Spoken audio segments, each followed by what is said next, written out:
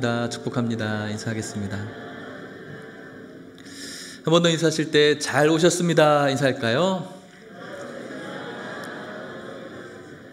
더 한 번 인사하실 때 한동안 한 주간 살아가시느라고 수고하셨습니다. 인사하겠습니다.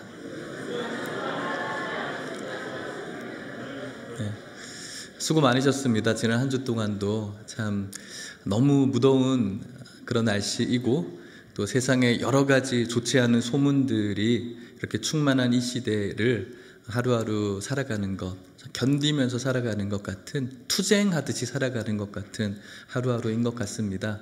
수고 많으셨고 그 수고 가운데 조금 울리는 것 같습니다. 소리가. 그 수고 가운데 또 이렇게 주일을 기억하여서 예배당에 예배드리는 여러분들 하나님께서 축복하시기를 간절히 소망합니다. 지난 한 주간 사회 여러 가지 뉴스를 듣게 되어졌습니다. 수해 기도하셨던 잼버리에 대한 문제들, 특별히 칼로 인한 여러 가지 사건들, 어떻게 이런 일들이 지금 이렇게 일어날 수 있을까, 참 비참하고 참담한 그런 시대를 살아가고 있는 것 같다. 어두운 시대, 윤리가 상실되어져가는 그런 시대이다. 예전 철학 공부할 때 하버마스라는 철학자, 현대 철학자가 앞으로 이제 윤리가 상실된 시대가 올 것이다라고 예언하다시피 이야기했는데 정말 그 시대가 왔구나라는 생각을 하게 되어집니다.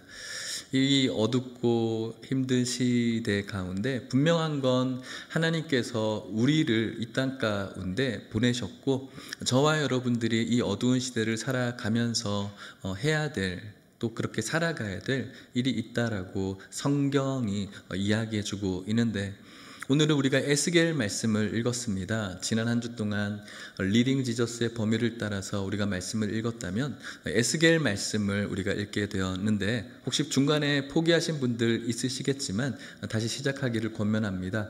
에스겔 말씀 오늘 읽게 되어지는데, 어둡고 힘든 그 시대 가운데 하나님의 부르심을 받은 자가 어떻게 살아가야 되는지를 가르쳐 주고 있는 듯 합니다. 그래서 오늘 저와 여러분들이 이 말씀을 더 사모함으로 받아야 될 것입니다.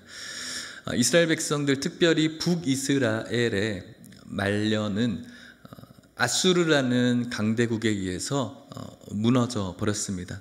남유다의 상황도 그렇게 별반 다르지 않았습니다. 그 당시에 이 중동의 패권을 장악하고 있는 신흥 강호인 바벨론이라는 나라가 아수르도 제압을 하고 이제 애굽도 제압하게 되어집니다.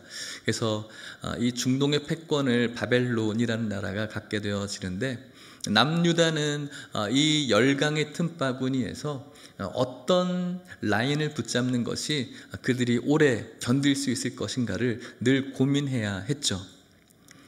근데 그들이 지금까지 이스라엘이라는 나라가 세워질 때도 그랬고, 애굽을 탈출해서 가나안으로 들어간 모든 과정까지도 그들이 붙잡아야 될 라인은 언제나 분명했어요. 누구일까요? 하나님이시거든요. 보이지 아니하시는 그 하나님, 하지만 살아계시고 역사하시며 권능이 있으시며 창조자이시며 광대하시며 온 만물의 주제이신 그 하나님을 붙잡아야 되는데, 애굽을 붙잡을까? 바벨론을 붙잡을까? 아수르를 붙잡을까? 이런 생각만 하고 있는 것이죠. 결국은 그 유다의 말년에 여호와긴이라는 왕이 애굽과 손잡게 되어지고, 바벨론이 이 여호와긴을 비롯한 예루살렘을 무너뜨리면서 바벨론의 여호와긴 왕과 또 그곳에 있는 신흥 귀족들을 나라로 바벨론으로 포로로 데려갔습니다. 그렇게 그 귀족들 틈 바구니에서 함께 포로로 잡혀갔었던, 먼저 포로로 잡혀갔었던 사람 중에, 일행 중에 엘리야라는 그런 존재가 들어가 있었던 것이죠.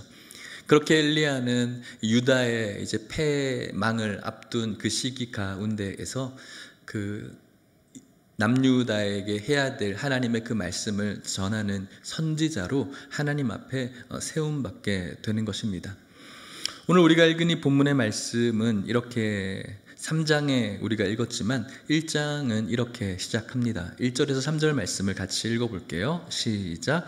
서른째 해 넷째 달 초 닷새에 내가 그발 강가 사로잡힌 자 중에 있을 때 하늘이 열리며 하나님의 모습이 내게 보이니 여호와긴 왕이 사로잡힌 지 5년 그달 초닷새라. 갈대아 땅 그발 강가에서 여호와의 말씀이 부시의 아들 제사장 나 에스겔에게 특별히 임하고 여호와의 권능이 내 위에 있으니라. 아멘. 서른째 해, 한 30살 정도 되는 그 해입니다. 그발 강가 이스라엘 백성들, 남유다 백성들이 포로로 끌려와서 노역을 했던, 비참한 생활을 했던 장소이죠. 그곳에 포로자들과 함께 있는데 하나님께서 찾아와 주셨습니다. 그때는 이제 포로로 잡힌 지 여호야긴 왕이 사로잡힌 지 5년 되던 해입니다. 포로 생활 5년 정도 했던 때였죠. 얼마나 힘들고 어렵겠습니까? 그리고 떠나온 그 땅을 생각하면은 또 너무나 고통스럽고, 또 이곳에서의 포로 생활도 외롭고 힘들고 수치스럽고, 야 너희들 이스라엘 백성들 그렇게 너희들 노래 잘한다면서, 하나님 찬양 잘한다면서 한번 찬양해봐, 노래 좀 해봐, 너희들 했던 것 좀 해봐, 이렇게 수치스러운 하루하루를 보내야 되는 그 기간 가운데 갈대아 땅 그발 강가에서 하나님께서 만나 주셨습니다. 하나님의 말씀을 전하는 사명자, 하나님의 백성으로 삼아 주신 것이죠. 하나님께서 해야 될 일을 주시기 시작합니다. 그리고 난 다음에 하나님께서 오늘 말씀 또 하십니다. 본문의 말씀이죠. 에스겔 3장 16절입니다. 같이 읽어볼게요. 시작. 7일 후에 여호와의 말씀이 내게 임하여 이르시되. 아멘. 그렇게 나타난 후에 하나님의 그 사명자로 세우시고 7일 정도 시간이 지났습니다. 그 한 주간 동안 에스겔에게는 어떤 마음이 있었을까요? 하나님께서 나를 사용하시겠다라는 그 말을 듣고 한 주 동안 잠도 못 이루었을 것이라고 생각이 듭니다.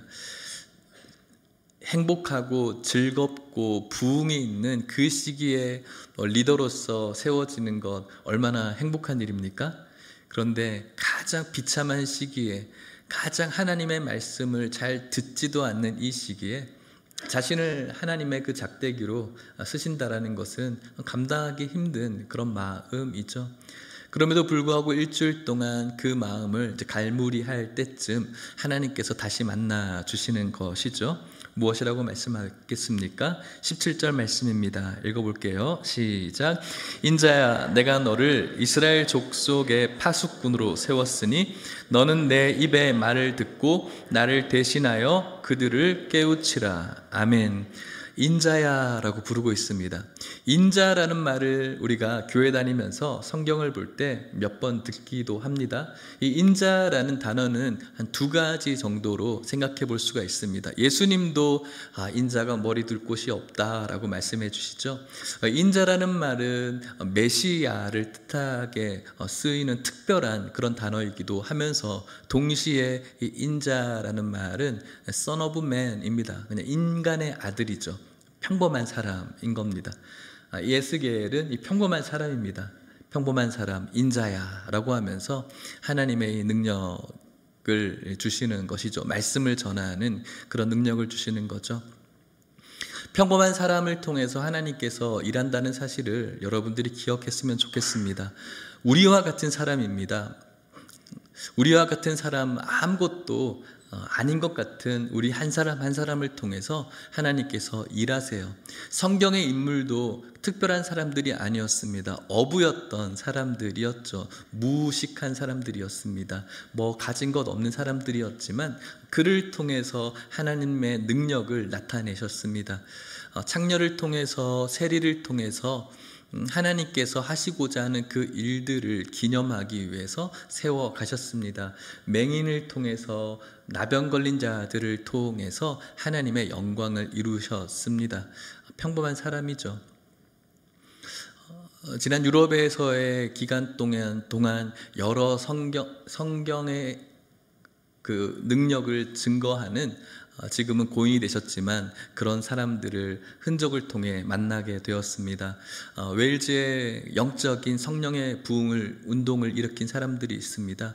그들은 그렇게 능력 있는 사람 아닙니다. 4명의 청년들이 기도를 통해서 시작했습니다. 다수가 아니었습니다. 지금 그 시대 상황 속에서 그들이 기도했던 제목은 Bend me라고 했습니다. 나를 꺾어 주십시오.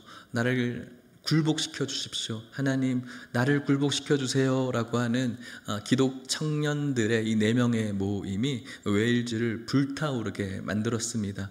그들의 불타오름은 모든 교회에 번지게 되어졌고, 그 당시에 탄광 광부들이 많았던 그 지역에 도박과 노름과 또 술과 향락과 여러 비도덕적인 것들이 끊어지는 그런 역사들이 그 인자였던 4명을 통해서 시작되었다라는 것이죠. 오늘 이곳에 우리는 너무나 많은 사람들이 있습니다. 다 한 명 한 명 제가 볼 때는 너무나 좋으신 분들이고 스펙이나 능력이 출중한 분들이지만 하나님 앞에서 인자들이죠.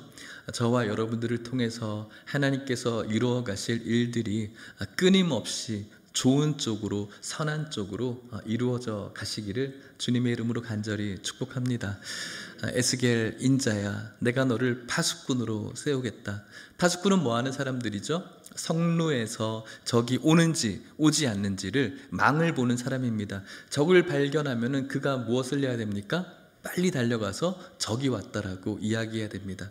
적이 옴에도 불구하고 가만히 있으면 안 되겠죠. 그럴 수도 없고요. 파수꾼은 늘 깨어 있어야 됩니다. 잠자면 안 됩니다. 깨어 있어서 가장 높은 곳에서 먼 곳을 응시하면서 적이 오는 것을 그대로 이야기하는 사람이 파수꾼입니다. 이 파수꾼의 역할은, 하나님의 파수꾼의 역할은 가장 영적으로 높은 곳에서 하나님께서 하시는 그 적의 그 죄의 감지의 말씀을 전해 듣고 이스라엘 백성들에게 가장 먼저 전하는 역할이 파수꾼의 역할이라고 할 수가 있겠습니다.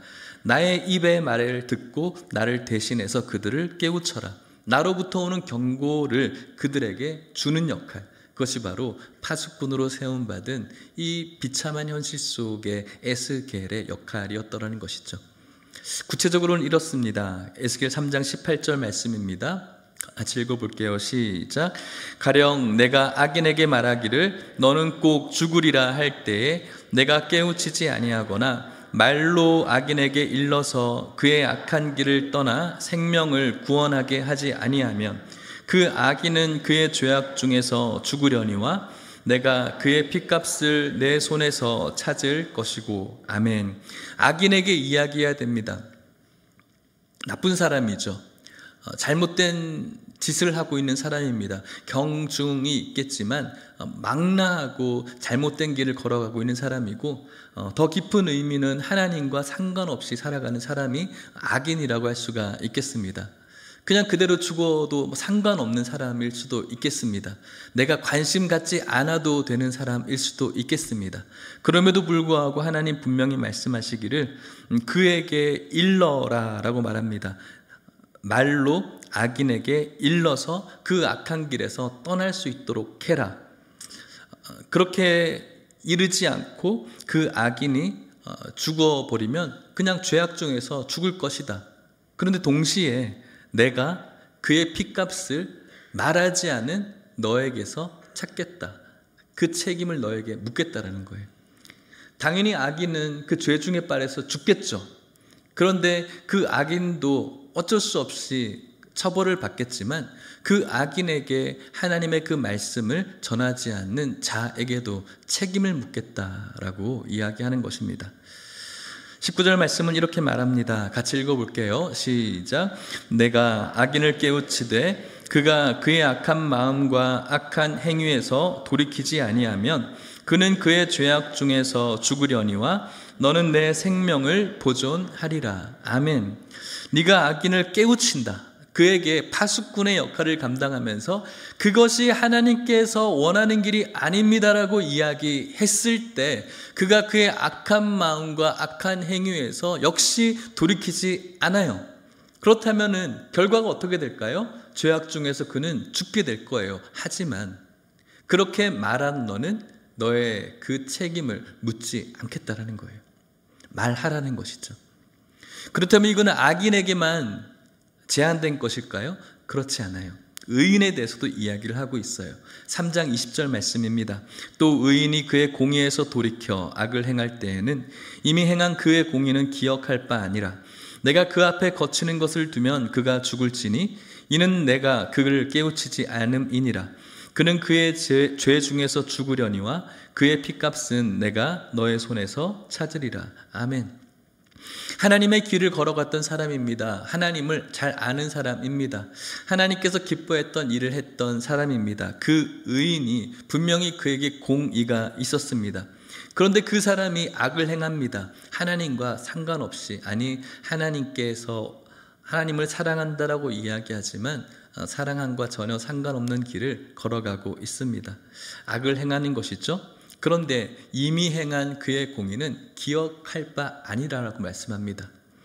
하나님께서 예전에 기도회에서 실현회에서 은혜 엄청 받았어요. 하나님께서 예전에 은혜 받았을 때 전도 얼마나 많이 한 줄 아세요? 하나님께서 옛날에 저 왕성히 활동할 때 교회에서 모임이라는 모임 다 나가고 교회에서 교사, 찬양대, 식당, 안내 안 해본 것이 없어요. 하나님 말씀합니다. 그의 공의는 기억할 바 아니라 지금이 중요한 것이죠. 옛날에 저 이랬습니다. 옛날에 이렇게 했습니다. 그런데 그때 옛날에 열심히 하셨죠. 그래요. 이제는 좀 이제 그렇게 살아가서도 괜찮습니다. 아니요. 하나님께서는 분명히 그가 가야 될 그 길을 가르치라고 말씀해 주고 있는 것입니다. 그렇게 이야기하지 않게 되었을 때 가만히 두면은 분명히 이미 한 공로가 있지만 그는 죽을 것이다. 네가 그를 깨우치지 않았기 때문이다. 그렇기 때문에 그 책임을 너에게 묻겠다라는 것이죠. 또 이렇게 마지막으로 이야기합니다. 21절 말씀이죠. 같이 읽어볼게요. 시작. 그러나 내가 그 의인을 깨우쳐 범죄하지 아니하게 하므로 그가 범죄하지 아니하면 정녕 살리니 이는 깨우침을 받으며 너도 내 영혼을 보존하리라. 아멘. 그러나 내가 의인을 깨우쳐 그 의인이 악한 길로 돌아섰지만 그에게 나의 이야기를 전하였고 그 의인이 다시 돌이킨다면 그는 살게 될 것이다. 동시에 너 역시도 책임을 묻지 않겠다는 것이죠. 둘 다 살 수가 있는 것입니다. 이것이 바로 파수꾼의 역할이라고 하나님께서 말씀해 주시고 있는 것입니다. 결국 우리가 성경에서 이 악인 그리고 의인을 나누게 되어지는데 이 말씀을 통해서 저는 악인은 하나님께서 전하신 귀한 말씀이 있는데 계속해서 그 길을 고집하며 순종하지 않는 자를 악인이라고 하는 것입니다. 반면에 지금까지의 내 삶이 형편없고 지금까지의 내 삶이 좀 그런 삶이지만 하나님께서 주신 귀한 말씀을 받고 뉘우치고 깨닫고 주님 앞에 고백하면서 회개함으로 돌아올 수 있다면 그 사람은 하나님께서 의인이라고 칭해 주신다라는 것이죠. 오늘 이 말씀을 우리가 들을 수 있어야 됩니다. 하나님께서 저와 여러분들에게 파수꾼의 말씀으로 내려주는 그 귀한 말씀이 있는데 끊임없이 그 말씀을 듣지 않고 우리들의 길을 걸어가게 된다면 그 길은 참 불행한 저주스러운 삶이 될 것입니다. 성경에서는 이것에 대한 단적인 인물, 지난번에도 말씀드렸지만 이 바로라는 인물이 있었죠. 10가지의 재앙을 맛보게 되어집니다. 그럼에도 불구하고 그의 마음이 완악했습니다. 돌이키지 않는 거예요. 하나님께서 모세를 통해서 이야기함에도 불구하고 그의 완악함은 부서지지 않습니다. 그 길을 계속하게 되어집니다. 자신이 왕입니다. 그 당시에 애굽이라는 초강대국에서 신이라고 불리는 인간이죠. 나라는 이 왕이 누군가의 말을 듣는 것 자존심 상하죠. 내 권위가 헤쳐지죠. 내가 누군가의 말을 듣고 내 뜻을 꺾는다? 이것은 참 자존심 상하는 일이에요. 그러니까 내 마음이 더 완악하게 되는 것이죠. 그의 결말은 사망인 것입니다. 악인이죠. 그런데 이것에 반대되는 인물이 있어요. 누구일까요? 다윗이에요. 다윗은 하나님께서 사랑했던 자입니다. 지금까지 그의 공로, 하나님께서 주셨던 은혜를 통한 그의 공로는 대단하죠. 골리앗을 물리치고 또 자신이 사울을 죽일 수 있는 그 순간에도 하나님의 기름 부음 받은 자를 죽이지 않고 하나님의 그 말씀대로 자신의 자존심을 짓밟은 그 사울을 눈앞에 보이는 그 상황 속에서 바로 죽여버려도 기분이 통쾌해질까 말까 그 상황 속에서도 자신의 자존심을 다 내려놓고 그저 하나님께서 하실 일들을 바라보면서 그냥 하나님만 바라보는 인물입니다. 그에게는 승리가 있었습니다. 그에게는 하나님의 도우심이 있었습니다. 과거의 삶이 참 공의 가운데 공로가 많은 삶이었죠. 그럼에도 불구하고 그가 실수했습니다. 치명적인 아주 죄 중에 죄를 저질렀습니다. 밧세바를 범했고 뿐만 아니라 자신의 충신이었던 우리아 장군을 사지로 몰아서 죽여버리게 됩니다. 얼마나 큰 죄입니까? 우리가 생각할 때는 이것이 큰 죄라고도 생각할 수 있겠지만 여러분들이 그 역사의 현장 속으로 들어갔을 때 오늘날은 우리가 대통령이 어떻게 하면은 저럴 수 있나 막 욕을 할 수 있겠지만 그 당시의 상황 속에서 똑같이 이 바로의 왕이라는 신분처럼 다윗이라는 이 왕의 신분은 그래 좀 내가 했다 어떡할 건데 왕이 곧 법인데 그런 게 도의적으로 좀 잘못은 됐다고 할지라도 왕이니까 내가 다 할 수 있는 것 아닌가. 그 당시의 왕은 신이었으니까요. 그 정도는 어떤 나라의 왕이든 다 허용할 수가 있었죠. 세상에서 갖고 싶은 것들은 다 가질 수가 있었기 때문에 권력이든 사람이든 힘이든 그렇기 때문에 어쩌면 다윗의 입장에서 왕이라는 입장에서 할 수도 있는 그런 부분이죠. 하나님께서는 그 일을 곱게 보지 않으셨습니다. 나단이라는 선지자를 통해서 다윗을 깨우쳐 주었어요. 파수꾼의 역할을 냈던 나단. 잘못됐다라고 이야기할 때 내가 뭘 그렇게 잘못했는데 라고 하지 않았죠. 그 말을 듣고 내가 죄인이다. 그날부터 자신의 침상을 눈물로 적시게 되지 않습니까? 자신의 눈물이 음식이 될 만큼 자신의 잘못된 부분에 대해서 돌이키는 그런 일이 있었습니다. 바로와 똑같은 왕의 신분이었지만 똑같은 잘못이 있었지만 다윗이 다른 점은 돌아왔다는 것이죠. 회개했다라는 것이죠. 그래서 그는 의인이었고 하나님의 영광에 참여할 수가 있었던 것입니다. 사랑하는 성도 여러분, 회개라는 것은 기분 나쁜 것이 아닙니다. 예배를 통해서 우리가 회개해야 됩니다. 회개하십시오. 저와 여러분들에게 있는 여러 가지의 죄가 있습니다. 여러분들의 죄를 기억하십시오. 회개하십시오 했을 때 우리의 마음이 편하지 않죠. 왜 자꾸 회개하라고 그러지? 내 죄를 잘 모르겠는데. 왜 자꾸 회개하라고 그래? 좀 죄 좀 얘기하지 않았으면 좋겠는데.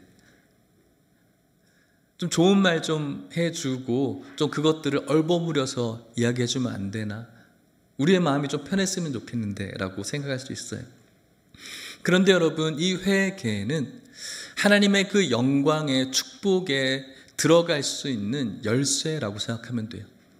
그래서 이 회개는 그냥 인간의 정죄감이 아니에요. 정죄가 아니에요. 여러분들과 저의 마음을 억압하고 누르는 것이 아니에요. 하나님께서 주시고자 하시는 이 죄 사함의 은혜와 죄에서의 자유와 또 물된 동산과 푸른 초장으로 들어가는 축복의 열쇠가 회개인 것이죠.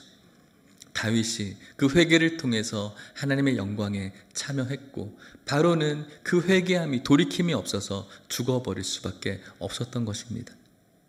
사랑하는 성도 여러분, 오늘날 많은 설교자들이 성도님 듣기에 좋은 말들을 어쩔 수 없이 할 때가 참 많이 있는 시대인 것 같습니다. 왜냐하면 성도님들이 싫어하면 교회에 나오지 않기 때문이죠. 그래서 죄를 죄라고 이야기하지 못하고 또 동시에 성도님들은 또 그런 것들을 요구하고 그래서 하나님의 진리가 훼손되어지고 파수꾼의 역할을 피차가 감당하지 못하는 그런 시대라고 저는 생각합니다. 이전에 여러분들과 함께 나누었던 것처럼 교회는 영혼을 치료하는 곳이라고 여러분들과 나누었습니다. 이 교회에서 우리의 영혼이 전혀 치료되어지지 못한 채 그저 인간적인 기분만 좋아져서 간다면 그것은 결국은 축복이 아니라 저주와 같은 그런 신앙생활을 하게 되는 것입니다. 오늘 저와 여러분들은 이 말씀을 통해서 우리도 살고 우리에게 말씀을 전하는 자들도 사는 그런 축복이 저와 여러분들에게 나타날 수 있기를 간절히 소망합니다. 강단에서 우리의 죄를 선포하고 그리고 목회자로서 성도님들에게 하나님의 그 선하신 의도를 이야기할 때 그 말씀을 선하게 받을 수 있는 저와 여러분들 되시기를 간절히 소망합니다. 지금까지 사역을 하면서 지난 사역의 시간 동안에 대형교회에서 또 이렇게 사역을 했었기 때문에 아마도 수천 명의 그런 성도님들을 만나보고 목양하고 그 앞에서 설교도 하고 했었습니다. 그 성도님들에게 성도님 그것은 잘못된 것입니다. 그것은 하나님께서 원하지 않으세요. 하나님께서 그것은 좋은 마음이라고 생각하지 않습니다라고 이렇게 권면하기도 합니다. 그러면은 두 가지 반응이죠. 아 그렇군요 라고 인정하시는 분과 저와 거리가 멀어지시는 분들입니다. 근데 거의 거리가 멀어지는 경우가 많습니다. 자존심 상하거든요. 잘못됐다는 것을 이야기할 때 기분 나쁘거든요. 그러니까 거리가 점점 멀어질 수밖에 없고 저에 대해서 별로 좋은 이야기를 하지 않겠죠. 성도님들을 사랑하는 마음으로 어떠한 이야기를 할 수 없는 이 목회자의 어려움들이 분명히 있는 것 같습니다. 교회에서 어떤 부분을 이야기할 때 두 가지 반응이라고 했죠. 아, 저 말씀 나에게 주시는 거구나. 그래, 그렇게 살아야지. 동시에 저거 내 이야기인데 왜 저렇게 이야기하지? 왜 설교에서 내 이야기하고 표적 설교하지? 그렇게 이야기하면서 점점 그 마음이 완악해지고 굳어지는 것이죠. 말씀을 통해서 우리는 계속 완악한 길로 접어들게 되어지는 이유는 우리의 자존심, 자아 때문입니다. 예수님께서 나를 따라오려거든 자기를 부인하고 자기 십자가를 져라. 나라는 이 자존심, 자아를 부인하게 되어질 때 진정한 겸손함이 있게 되어집니다. 마치 예수님께서 겸손의 왕으로 십자가에서 죽으신 것처럼 나를 부인하지 못하면, 내 자존심을 꺾지 못하면, 아까 웨일즈의 부흥운동에서 그 기독 청년들이 기도했던 기도 제목 Bend me, 나를 꺾어 주십시오, 나를 굴복시켜 주십시오. 이 기도가 우리의 기도가 되지 않는다면 우리는 늘 뻣뻣하고 교만하고 하여서 우리의 길을 끝까지 갈 수밖에 없는 악인이 되는 것입니다. 사랑하는 성도 여러분, 하나님의 말씀이 들려지실 때 하나님 앞에 여러분들과 제가 굴복당하는 그런 역사가 있기를 축복합니다. 그리고 가장 놀라운 축복으로 가는 이 회개의 열쇠를 들고 예수님의 십자가 앞으로 나아가 죄사함의 은혜와 죄의 자유의 축복과 하나님이 주시는 놀라운 영육의 공급함이 이곳에 있는 모든 성도님들에게 있기를 간절히 소망합니다. 이것은 파수꾼의 이 말씀을 받은 자의 마음 자세이고, 동시에 하나님께서 보내신 자로서 파수꾼의 역할을 또 감당해야 되는 우리의 몫이 있습니다. 뭡니까? 전해야 되는 또 우리의 몫이 있는 것이죠. 누군가에게 하나님의 말씀을 전하는 것은 쉽지 않습니다.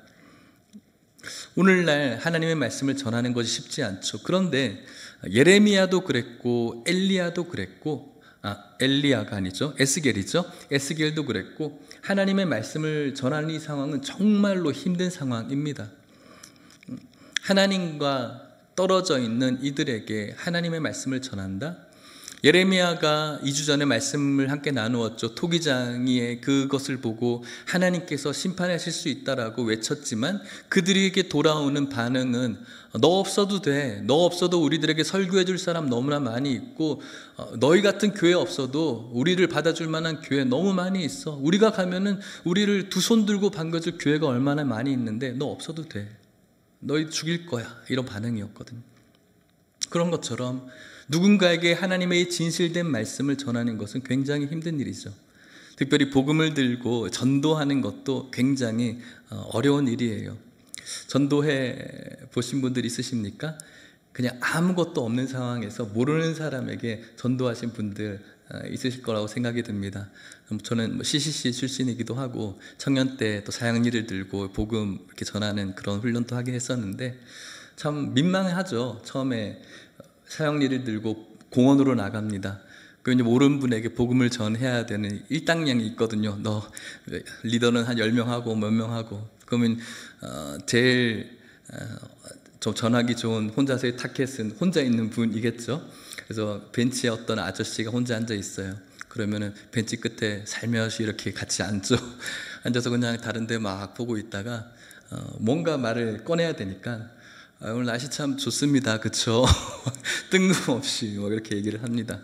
그렇게 전하면서 혹시 저 근처에 어느 교회에서 나왔는데 좋은 말씀이 있는데 한번 들어보시겠어요?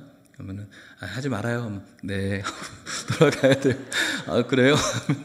사역일 들고 기회다 싶어서 이제부터 막 달달달달 끝내는 거. 자, 영접기도 하시고요 하면서 그때 어릴 때 상황 속에서 나에게 가장 중요했던 것은 이 사람을 영접기도 시켰는가, 그리고 이 사람의 전화번호를 땄는가 못 땄는가. 그래서 전화번호를 적어왔다. 그럼 이제 성공한 거죠. 전도를 하는 데 있어서 우리들에게 가장 중요하게 생각하는 것이 성공했는가, 성공하지 못했는가, 전화번호를 가지고 왔는가, 못 가지고 왔는가. 이것이 우리들에게 굉장히 큰 초점인 것 같아요. 그런데 여러분, 하나님께서는 그 말씀하지 않으셨거든요. 파수꾼의 역할은 전하는 거예요. 영적인 가장 높은 그 성로 위에서 하나님께서 말씀하시는 그 죄의 감지를 듣고 전하는 거예요. 디모데전서 4장 1절 2절은 이렇게 말합니다. 같이 한번 읽어볼게요. 시작.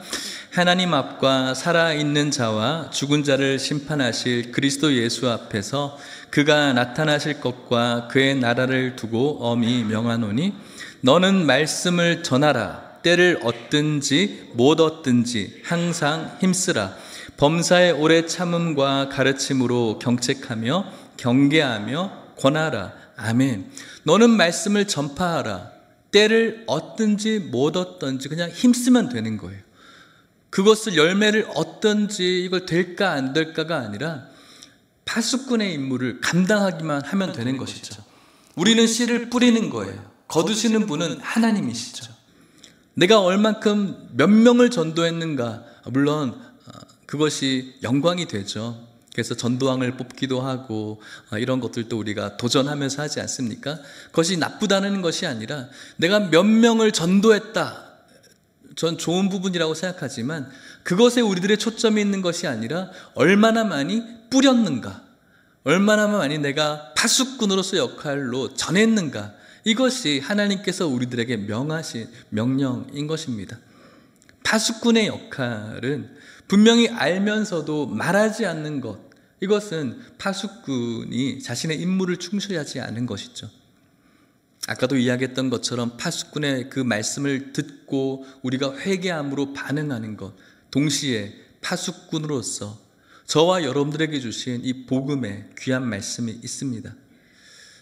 힘들고 어려운 이 영적으로 어두운 시대 가운데 우리들에게 때를 얻든지 얻지 못하든지 전해야 될 그런 사명이 저와 여러분들에게 있는 줄 믿으시고 세상에서 복음을 외치시는 우리 모두가 되시기를 간절히 축복합니다. 말씀을 마치도록 하겠습니다. 오늘 말씀의 제목은 세상에서 복음을 외치다입니다. 세상에서 복음을 우리는 외쳐야 됩니다. 파수꾼처럼 외쳐야 됩니다. 그런데 세상을 제가 가만히 묵상하다 보니 어떤 세상들이 있을까 생각을 많이 하게 되었습니다. 한 주간 말씀을 늘 붙들고 어떻게 하면 여러분들에게 잘 먹일 수 있을까 고민하는데 세상은 도대체 어떤 세상들이 있을까 생각하다가 나라는 세상이 있구나라는 것을 생각해 봤어요. 나라는 이 이경민이라는 개인의 세상에게도 복음이 필요하다는 것이죠. 그래서 여기가 복음을 외쳐야 될 곳이에요. 그런데 외치지 못하죠. 왜냐하면 나는 괜찮은 사람이다 라고 생각하니까요. 이것을 묵상하다 보니까 제 마음속에 들어오는 한 가지 영화가 생각이 났어요. 영화를 기억이 가물가물한데 어렸을 때 봤던 혹성탈출이라는 영화였어요. 옛날 MBC 뭐 이런 데서 주말의 영화 뭐 다다다다 뭐 이러면서 주말의 영화 하면서 이렇게 했던 것 같아요. 원숭이가 막 나오고 하는 건데, 지구에서 우주선을 쏘아 올렸고 그 우주선이 뭐 어떤 시간에 몇 광년을 흘러서 어떤 혹성에 불시착을 하게 되었죠. 그리고 그곳에서 내린 백인이었던 그 주인공이 내려서 보니까는 인간인 것 같은 사람들이 뭐 어떤 채집 생활 같은 것들을 하고 있었어요. 그러다가 말 타고 원숭이들이 막 그 인간들을 잡으러 왔고, 그 사람 역시 그 사람들과 함께 그 원숭이들에게 잡혀서 그들 마을로 왔습니다. 그 마을에서 가보니까 좀 참담한 거죠. 원숭이들이 막 말을 하고 있고 인간들은 말을 하지 못하고 있어요. 그리고 원숭이들은 고등동물로서 인간들을 막 놀이개처럼 부리고 있었던 것이죠. 근데 이 주인공은 말을 할 수 있거든요. 그러면서 그 안에서 이 비참한 이 곳에서 탈출하게 되어집니다, 결국은. 그리고 말을 타고 탈출을 막 하고 어딜 달려가는데 마지막 장면에 반전이 일어났어요. 혹시 아세요? 말을 타고 어떤 건축물을 하나 보게 돼요, 호수에서. 그게 뭘까요? 자유의 여신상을 보게 된 거죠. 그러니까 자신이 탈출해서 자신이 그토록 가고 싶었던, 너무 좋다라고 생각했던 그곳으로 가야 되는데 바로 그곳이 지구였던 거예요. 벗어나고 싶고 가장 참혹하고 비참했던 곳이 지금 자기가 살고 있는 이곳이었다는 것이죠. 제가 무슨 말씀을 드리려고 하는 겁니까? 나라는 세상이 우리는 참 가고 싶고 좋은 것만 있는 것 같은 좋은 세상처럼 우리가 생각하고 있어요. 그런데 여러분, 실상 빛이신 예수님 앞에 나아가 보면 우리의 세상이 탈출하고 싶을 것 같은 그런 비참한, 냄새 많은 오염된 세상이라는 거죠.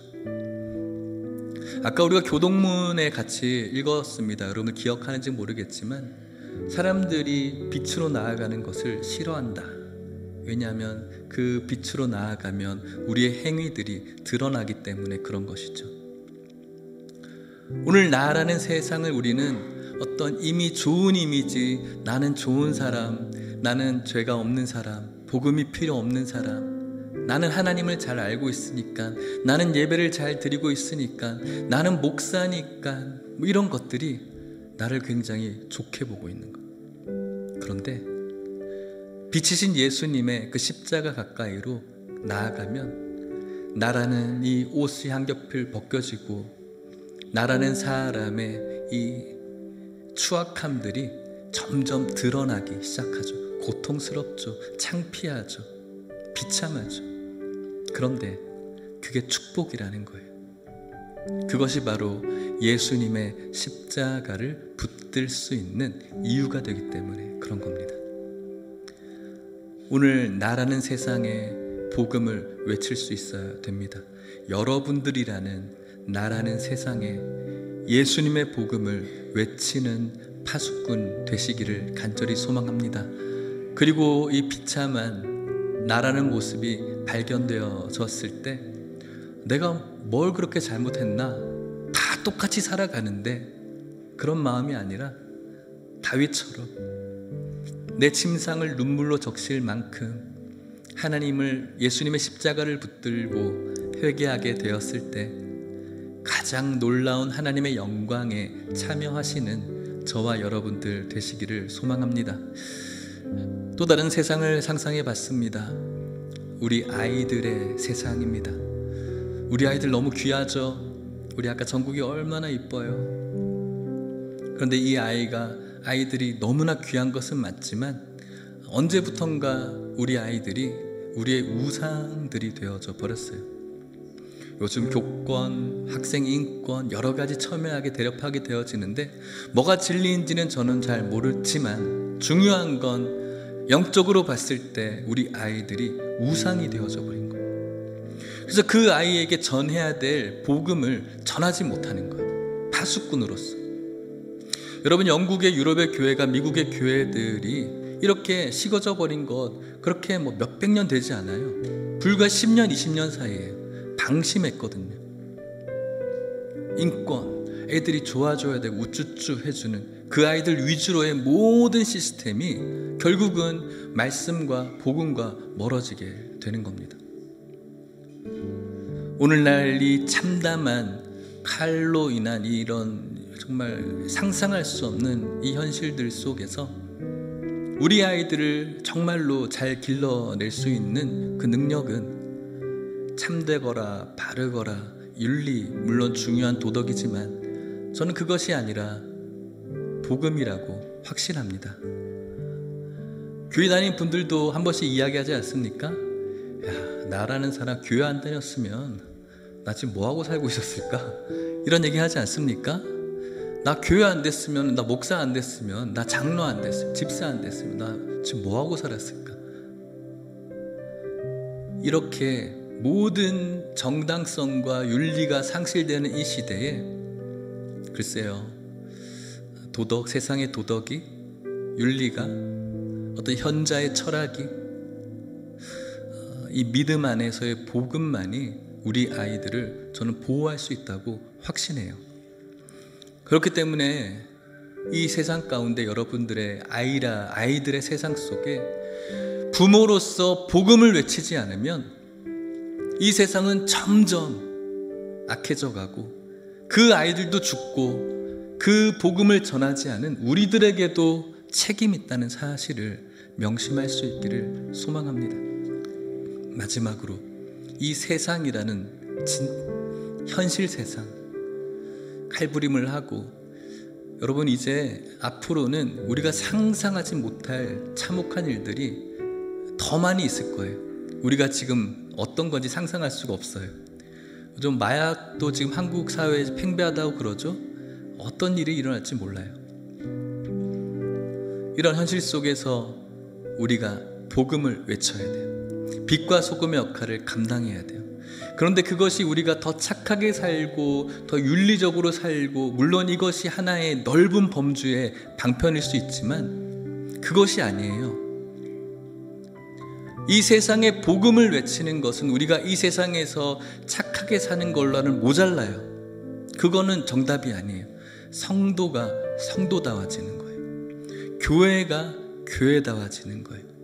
그것은 바로 하나님의 복음, 예수 그리스도께서 나의 구원자 되시고 예수 그리스도의 그 십자가를 붙들고 그의 말씀 가운데 걸어가는 성도, 그것이 바로 빛과 소금의 역할을 감당하는 자이고, 세상에서 전하는 어떤 복과 오락과 즐거움을 전하는 교회가 아니라 진실로 우리의 인간의 본연의 모습의 죄를 드러내고 하나님의 말씀대로 살고자 하는 그런 모습으로 몸부림치는 성도들의 연합인 교회가 되어지는 것, 그것이 바로 세상을 향해서 복음을 외치는 교회라고 할 수가 있겠습니다.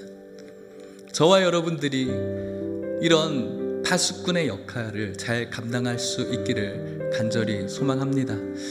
잠깐 찬양하고 우리가 기도하려고 하는데, 부흥이라는 찬양입니다. 이 땅의 황무함을 보소서라고 찬양이 시작되어집니다. 이 땅에 하나님, 이 이경민이라는 나라는 이 세상의 황무함을 보십시오. 하나님, 불쌍히 여겨주십시오. 하나님, 우리 아이들의 이 세상의 이 황무함을 보십시오. 이 황량함을 보십시오. 하나님, 우리가 살아가는 이 시대의 황량함을 보십시오. 불쌍히 여겨주십시오. 성령으로 충만케 하시고 이 땅을 고쳐주십시오. 이것이 오늘 저와 여러분들의 기도와 찬양 되시기를 바라면서 우리 같이 한번 다 같이 일어나서 찬양하도록 하겠습니다.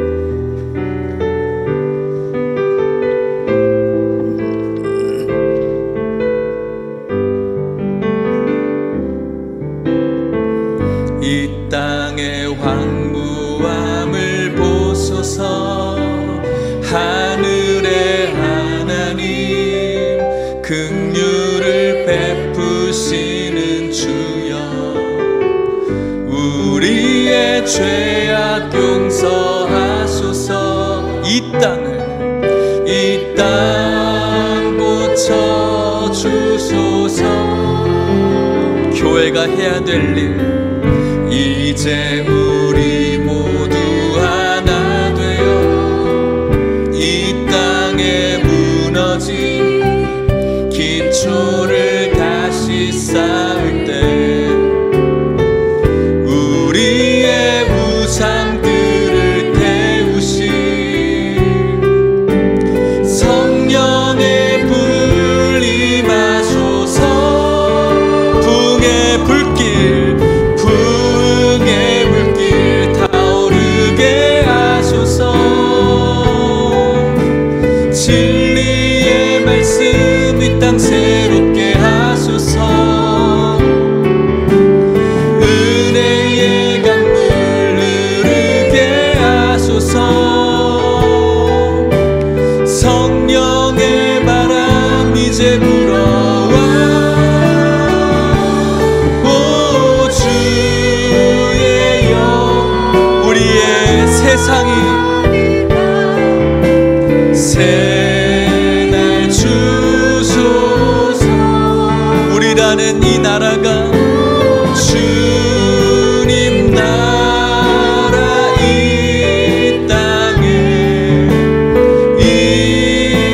우리 다시 한번 주님 앞에 호소하듯이 찬양합시다. 이 땅의 황무함을 보소서.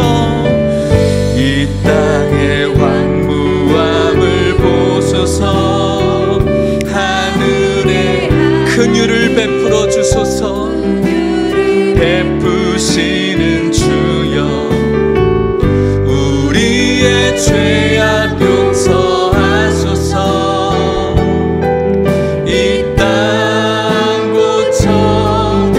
이제 저와 여러분들이 해야 될 일이 있습니다.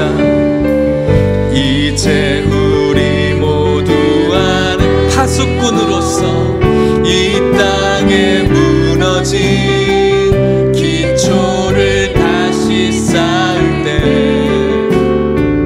우리의 우상들을 태우신 성령의 불, 성령의 불 임하소서. 붕의 불길 타오르게 하소서. 진리의 말씀 이 땅 새롭게 하소서. 은혜의 강물 흐르게 하소서. 성령의 바람 이제 불어와. 아멘. 오 주의 영광 가득한 새날 주소서. 오 주님 나라 이 땅에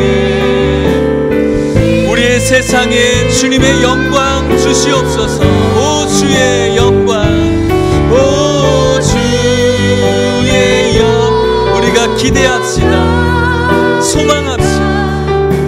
새날 주 예수님의 그 십자가를 붙들고 희망합시다.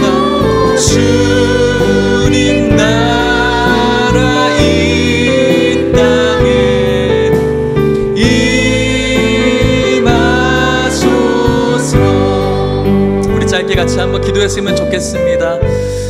이 세상에 복음을 외쳐야 됩니다. 여러분들이라는 이 참 고집스러운 완악한 세상이 있습니다. 복음을 외치십시오. 그리고 완악한 마음으로 계속해서 그 길 가지 마십시오. 다윗처럼 그 말씀 듣고 회개함으로 나아가십시오.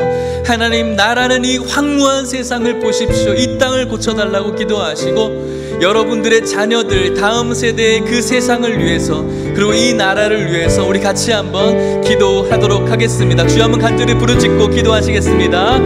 주여, 하나님 아버지, 이 세상에 복음이 외쳐지기를 원합니다. 파수꾼으로서 이곳에 주님께서 보내신 주의 성도들이 있습니다. 한 분도 빠짐없이 파수꾼의 역할을 잘 감당하게 하여 주시옵소서. 나라는 이 고집스러운 자존심, 이 완악한 자아가 늘 하나님의 말씀 앞에 깨어지기를 원합니다. 이 완악한 마음을 주님께서 부수어 주시옵시고, 다윗처럼 하나님의 그 말씀과 지적과 지도에 돌이키게 하여 주시옵소서. 축복된 땅으로 회개의 열쇠를 들고 나아갈 수 있게 하여 주시옵소서. 나라는 세상, 그리고 우리 다음 세대 아이들의 세상, 이 나라를 주님께서 변화시킬 수 있으십니다. 하나님, 이 세상에 우리가 해야 될 이 복음 외치는 우리 모두 될 수 있도록 축복해 주시고, 이 외침을 통해서 주의 나라가 주의 영광으로, 이 세상이, 나라는 세상이 주의 영광으로 채워질 수 있도록 인도하여 주시옵소서. 긍휼이 풍성하신 하나님 아버지, 오늘 말씀을 듣게 하여 주셔서 감사합니다. 하나님, 나라는 이 땅의 황무함을 봐주십시오. 얼마나 고집스러운지, 얼마나 부서지지 않는 이 완악함이 있는지 긍휼을 여겨 주시옵소서. 아버지, 우리 아이들의 이 황무한 세상을 보십시오. 진리가, 학업의 시스템들이 고장나 버린 이 시대 가운데 우리 아이들을 끝까지 지켜줄 수 있는 그 힘은 복음 안에 있음을 깨닫게 하시니 감사합니다. 불쌍히 여겨 주시옵소서. 칼부림과 마약과 온통 정신 나간 이 세상 가운데, 덧없이 더 나갈 이 세상 가운데 이 땅을 지킬 힘이 복음밖에 없음을 믿게 하여 주시옵소서. 때를 얻든지 못 얻든지 복음 전하는 귀한 사명 감당하는 파수꾼, 오늘 이곳에 있는 모든 성도님들 되게 하여 주심으로 이 사명을 통해서 주님 살아계심을 느끼는 은혜 허락하여 주시옵시고, 이들에게 주시고자 하시는 영육의 축복이 늘 충만하게 하여 주시옵소서. 지금은 예수 그리스도의 은혜와 하나님의 사랑과 성령의 교통하심이 오늘 주신 귀한 말씀 듣고 깨달으며 세상에 복음 외치기를 주저하지 않고 외침으로써 나라는 세상과 우리 아이들의 세상과 이 세계가 주 안에서 행복해지기를 목도하기를 원하는 오늘 이곳에 있는 모든 성도님들과 이들의 가정과 사랑하는 하나님의 교회와 다음 세대 가운데 이제부터 영원토록 함께 있을지어다. 아멘.